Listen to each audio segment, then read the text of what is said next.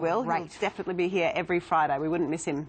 Excellent. Thanks, Matt. Good stuff, Madeline. Thanks, Thank you. Michael. Now, several major airports across the country are gearing up for big delays today as Jetstar baggage handlers and ground staff walk off the job over a pay dispute. Michael Caine is the National Secretary of the Transport Workers Union. He joins me now from Sydney Airport. Michael Caine, good morning. Tell us what is planned today with this stop work? Morning, Lisa. Well, right around the country, Jetstar workers have walked off the job. They're walking off the job because they need to ensure that they can survive in an economy which is low. We've got a company that won't negotiate with them. We've got a company that's had $4 billion worth of profits, the CEO of the parent company that has $24 million a year. And these workers have put forward a moderate claim in terms of pay and hours. But also, Lisa, and here's a key point, there are serious safety concerns that have been raised not only by these workers but just overnight by Safe Work New South Wales, and we want those urgently resolved. OK, Michael, we just need to unpack a couple of those things. You said a moderate claim. Jetstar management and says, in fact, that all of this would add to an increase in costs of around 12%, everything you're asking for. And there's only one person who's going to pay for those costs, isn't it? It's the consumer, it's the passengers.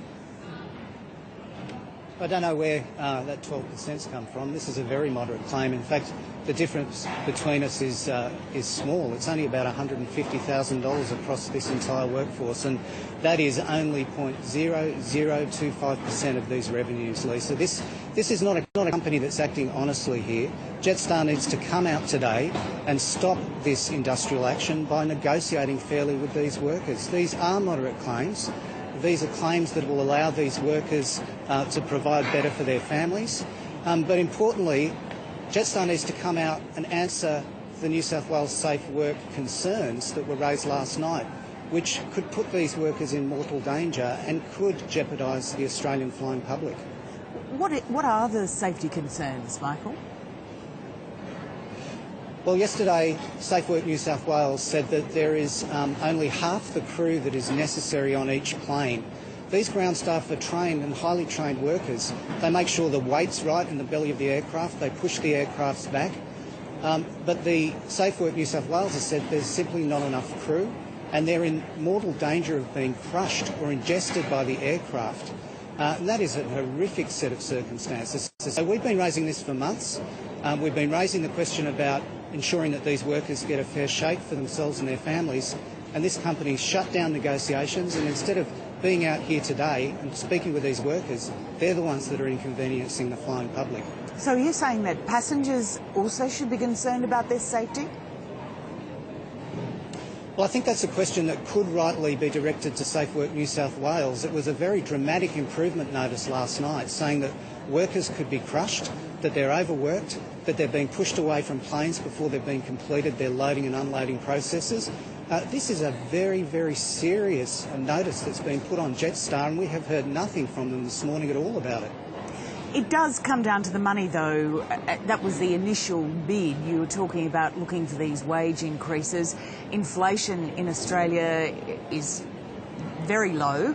A lot of the workers, or a third of the workers, according to Jetstar management, earn on average in excess of $90,000 a year.